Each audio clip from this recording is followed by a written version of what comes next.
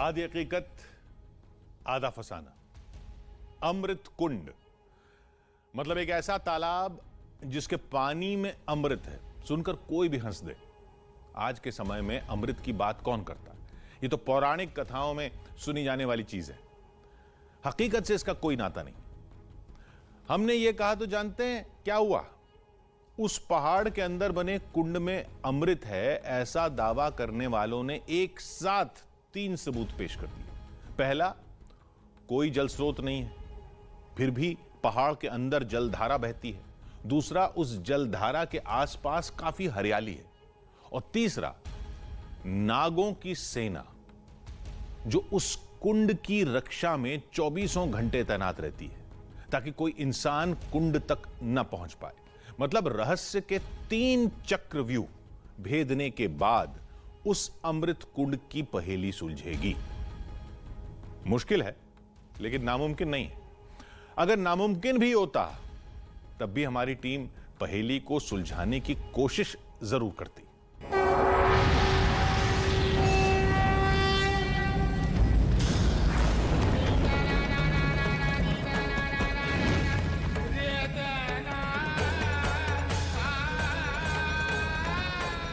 पौराणिक ग्रंथों में अमृत का जिक्र समुद्र मंथन में मिलता है,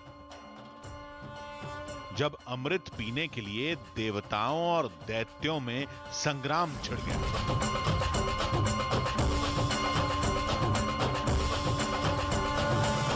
युद्ध में अमृत की 4 बूंदें धरती पर गिर गईं। उन 4 जगहों पर आज कुंभ मेला लगता है। क्या कोई 5वीं जगह भी है जहां अमृत की बूंद गिरी थी, जो आज दुनिया की नजरों से दूर इन जंगलों में कहीं छिपी है? लोग तो यही कहते हैं कि जो भी अमृत कुंड की तलाश में निकलता है परेशानियों से घिर जाता है। तो क्या ये मुसीबतों का आगाज था? पता नहीं अब आगे क्या होगा। अब तो गांव वालों का ही सहारा था। अमृत कुंड तक तो हम लोग अभी तक पहुंचे नहीं हैं। अच्छा, आप भी नहीं पहुंच पाए थे? हाँ। मुझे लगा आप लोग अमृत कुंड तक गए थे।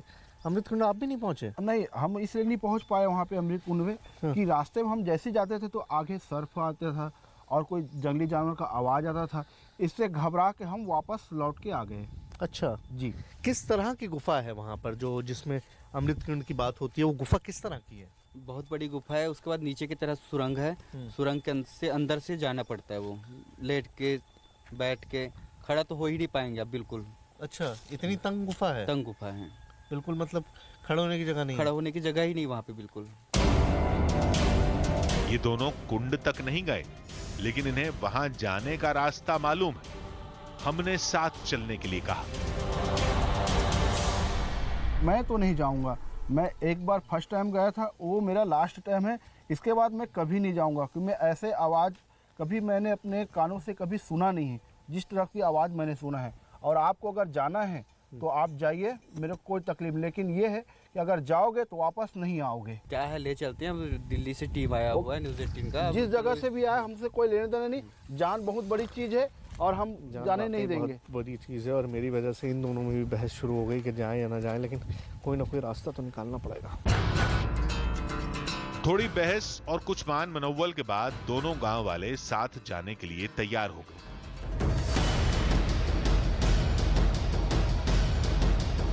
फिलहाल तो हम शिखर की तरफ जा रहे थे। गांव वाले पेड़ के नीचे बैठ गए। यहां एक शिवलिंग था।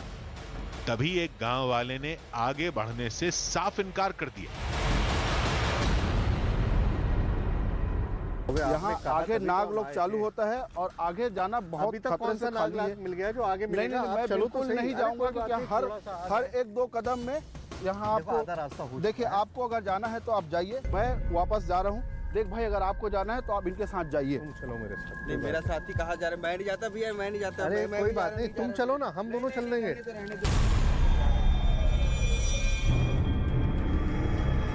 अब क्या करें? पीछे तो नहीं हट सकते। अब हम अकेले ही अमृत कुंड की तलाश करें। जो होगा देखा जाएगा।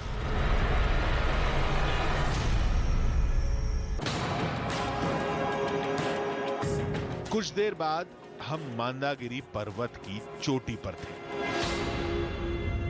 देखिए, उस अमृत कुंड की जो निशानी मुझे बताई गई थी वो ये था कि इस तरह से पत्थरों पर कुछ लोगों ने पेंट बना दिया है, कुछ मार्क लगा दिया था ताकि पता चल जाए कि यहीं पर वो गुफा है जहां पर अमृत कुंड है। पत्थरों पर कुछ निशानियों की तलाश थी, लेकिन हमें कुछ और दिखा। ये तो एक कोबरा नाग था।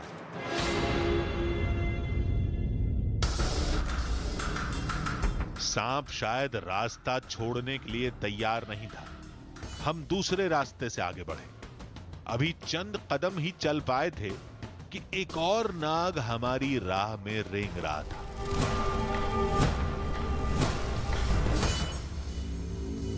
उफ, ओह, पीछे रहो, क्रेट है ये, क्रेट। ओह गॉड, ये दुनिया के सबसे खतरनाक सांपों में से एक होता है और इसका जहर चंद मिनटों में इंसान को खत्म कर देता है।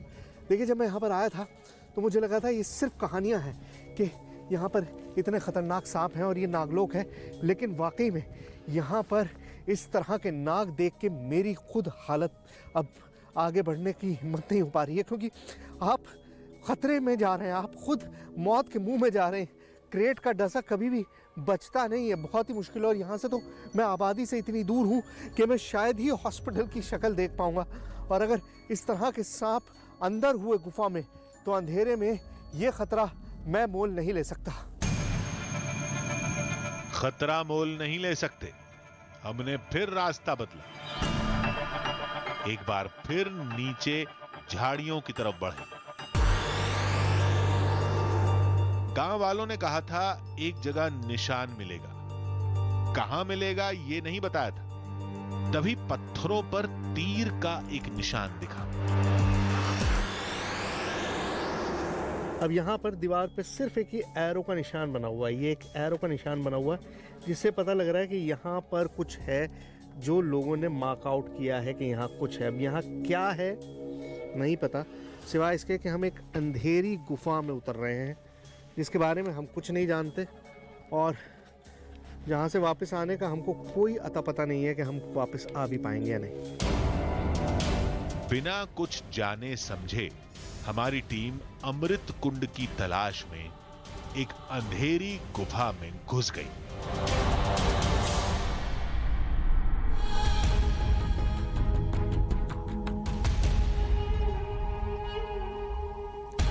आधी हकीकत आधा फसाना। जो आप सोच रहे हैं वही हमारी टीम को भी लग रहा था। पहाड़ चढ़ गए, सांपों से सामना हो गया, गुफा में भी घुस गए। अब एक कुंड मिल जाएगा और यह कहानी खत्म हो जाएगी, लेकिन ऐसा बिल्कुल नहीं था। जहरीले नाग से भी बड़ा खतरा गुफा के अंदर था। कुंड के लिए कोई रास्ता नहीं था।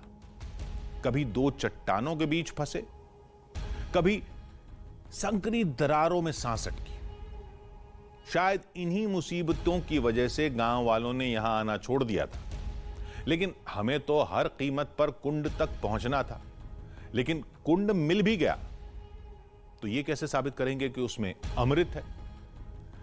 फिर सोचा पहले कुंड को खोजते हैं, फिर देखते हैं कि यह कहानी किस मोड़ पर खत्म होती है।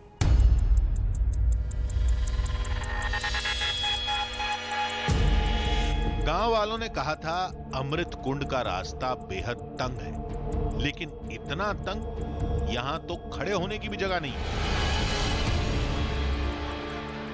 आप समझिए कि यहाँ पर इस तरह से हाथ टेक के चलना पड़ रहा हो और जहाँ पर आपको पता है कि हर तरफ सांप है, वहाँ पर जरा भी अगर सांप की सरसराहट सुनाई दे तो जान हलक में आ जाएगी। आप कुछ कर ही नहीं सकते। चलो आओ।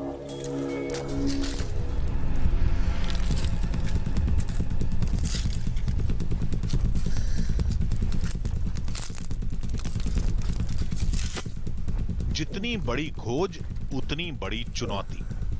अंदर घुसते ही गुफा ने घुटने के बल बैठा दिए, फिर रेंगने के हालात पैदा हो गए।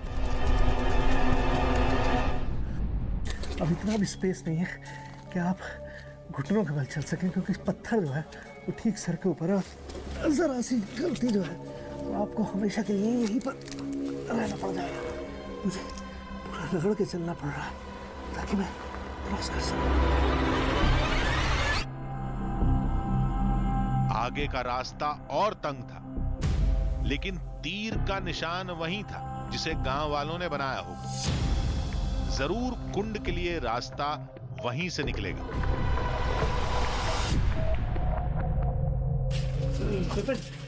हाँ, वहाँ है रास्ता थोड़ा सा। अरे सर नहीं जा पाएंगे अंदर, समझे सांप काट लेगा तो। सांप की आवाज होगी, अरे नहीं सर, तो आ जाएंगे। तो निकल नहीं पा रहे यहाँ से। हाँ कोई बात नहीं, कोई बात नहीं, थोड़ा सा आगे छोड़ नहीं सर, हो गया आप नहीं जा अगर पाएंगे। सांप की आवाज आएगी तो वहाँ से वापस आ जाएंगे। नहीं नहीं सर, नहीं ठीक नहीं एक आगे। बार, सिर्फ एक बार आओ, मेरे कहने से आओ। अरे सर समझा करे, दिक्कत है आगे बहुत ज्यादा, पहले सांप है। आओ। ये रास्ता नहीं, दो चट्टानों के बीच की दरार थी जहां रेंगना भी मुश्किल था।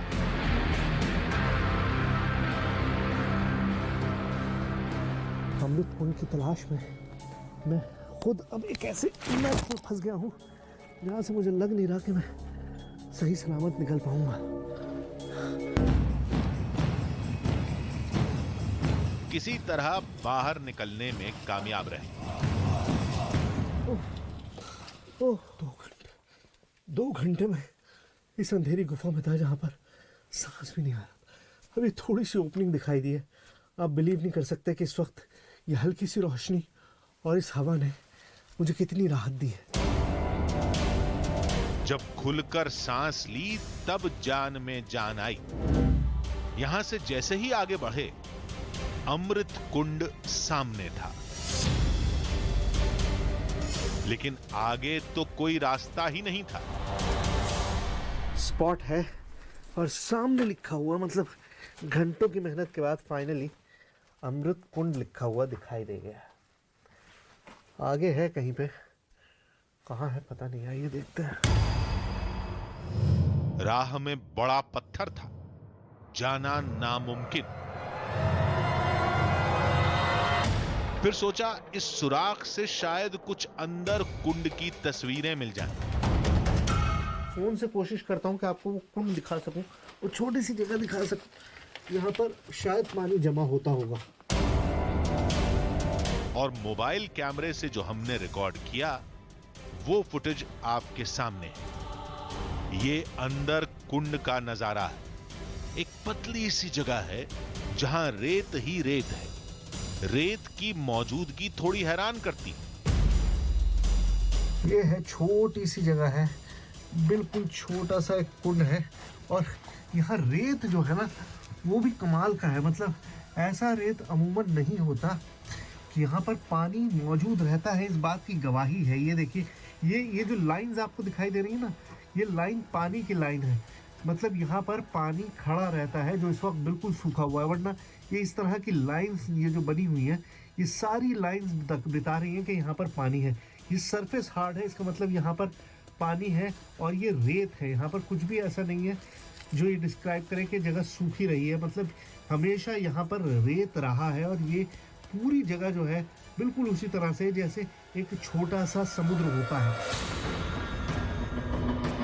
ये रेत, ये निशान साबित करते हैं कि यहाँ पानी मौजूद रहता है।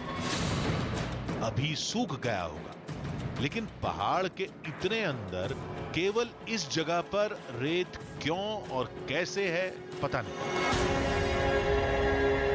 पानी की धारा वहाँ ऊपर से आती होगी। जो ऊपर आपको लाइन दिखाई दे रही है ना, ये लाइन जहाँ पर अब मैं अपनी उंगली ट्रेस कर रहा हूँ, उस लाइन से ये पानी होता हुआ यहाँ इस कुंड में जमा होता होगा और इसीलिए इसको अमृत कुंड कहा जाता है। लेकिन अब ये सिर्फ अमृत है, पानी है, पता नहीं अगर मिलता तो ही मैं आपको पीकर बता सकता। अगर मैं अमर हो जाता तो ये अमृत कुंड था, नहीं तो नॉर्मल पानी की धारा है। पता नहीं, कहना मुश्किल है। हमें तो सूखा ही मिला है। सोचा था कुंड के पानी को लैब भेजकर हकीकत का पता लगाएंगे। यहां तो सिर्फ रेत जो पानी की मौजूदगी का एक साक्ष्य हो सकता है। अब उसमें अमृत है या कोई खनिज तत्व, ये किसी को नहीं पता। इतना जरूर है कि पूरे इलाके में सांप बहुत है, जिसका खौफ गांव वालों में दिखा था। सांपों का मिलना, पहाड़ के इतने अंदर पानी का बहना, जबकि आसपास कोई स्रोत भी नहीं है। जब इतने सारे इत्तेफाक एक साथ मिलेंगे तो चमत्कार की कहानी तो बन ही जाएगी।